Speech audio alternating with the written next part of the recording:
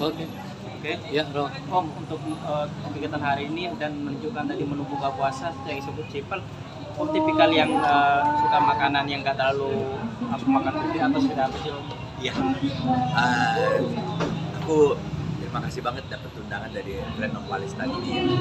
Jadi ya, pertama-tama deh, ini acara bagus banget untuk mengingatkan kita untuk lebih semangat lagi dalam mendukung Palestina, karena sekarang kondisinya Palestina masih belum benar-benar merdeka dan kita harus kawal sampai Palestina merdeka. Ini salah satu acaranya macam-macam tadi ya. Kalau bicara hidangan ini karena berbau Timur Tengah di sini di Martin ini. Jadi memang kalau buka puasa aku nggak bisa banyak-banyak. Jadi memang tadi tuh buka puasanya ya dengan kurban yang rumah gitu. Sholat dulu ya. Habis sholat dulu, minum, begitu baru makan malamnya. Tadi makan malamnya ya macam-macam nih. Ada spaghetti juga, ada spaghetti ya, masih Timur Tengah ada spaghetti. Tadi ada soalnya. Cuman ada apa tuh namanya salad dan sebagainya, makan itu campur sama daging. Itu karena mungkin tidak makan nasi juga atau seperti apa? Iya emang. Aku udah nggak makan nasi lagi. Jadi sebisa mungkin menghindar dari nasi, kecuali kalau terpaksa banget ya. Di rumah pun aku nggak makan nasi merah karena biar bagaimana nasi merah itu ya lebih sehat dan juga nggak bisa banyak-banyak karena nggak seenak nasi putih. Gitu. Jadi ya porsinya bisa kita jaga lah. Gitu. Om, menyambung dari acara ini mungkin kan nyambung dari support untuk Palestina nih kan anak Om Kak Ciki punya brand Cikigo nih, mungkin lambang sama makanan Palestina, mungkin itu hasilnya mungkin untuk apa sih untuk daerah untuk Palestina atau siapa?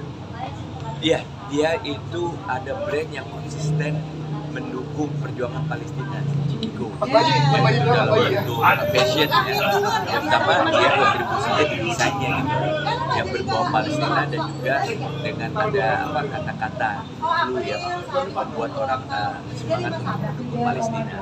Dan itu emang setahu saya penghasilannya dibagi untuk perjuangan Palestina. Karena dia juga ada di dalam Friend of Palestine ini. Kita ikut semua anak udah cukup lama, mungkin dari hampir 5 tahun gitu. Oke, dari Palestina emang keinginan anak apa dari Om?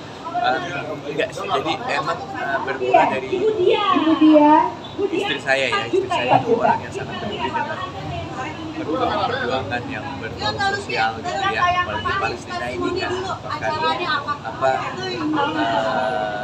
genocide ya, bukan bicara agama, bicara masalah kemanusiaan.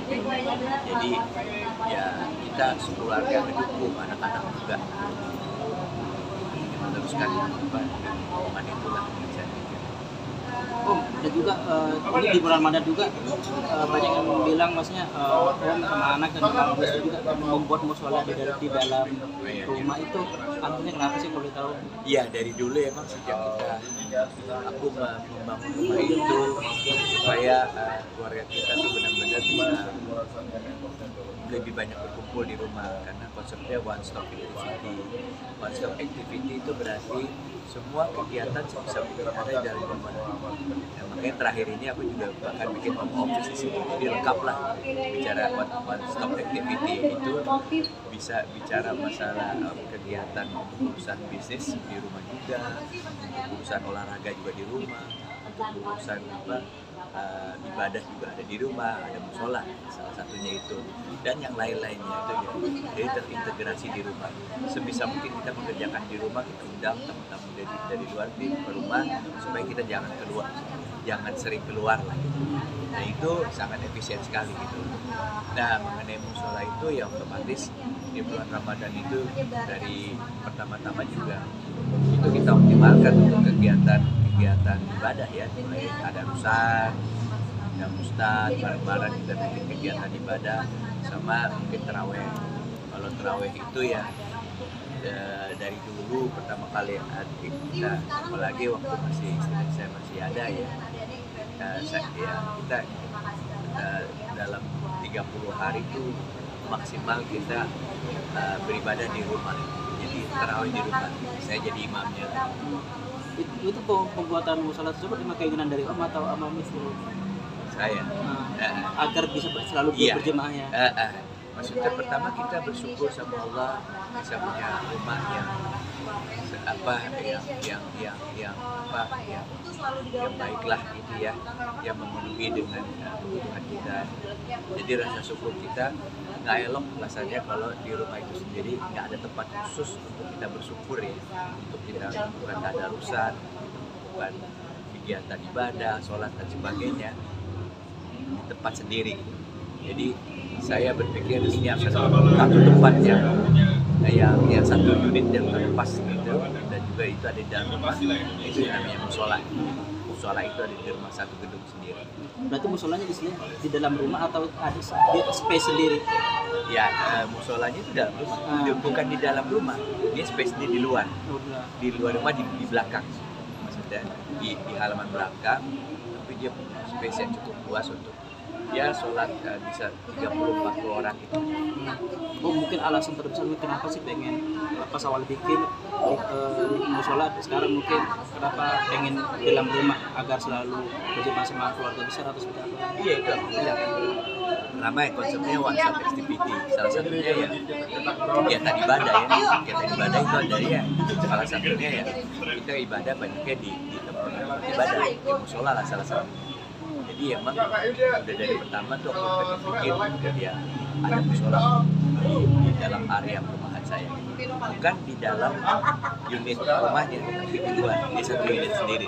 Kalau untuk yang konsep yang Cikigo mungkin kan udah lama mungkin ada khusus untuk Palestina, ada target khusus nggak untuk bantuan Palestina mungkin maksimal berapa untuk di lelang atau apa coba?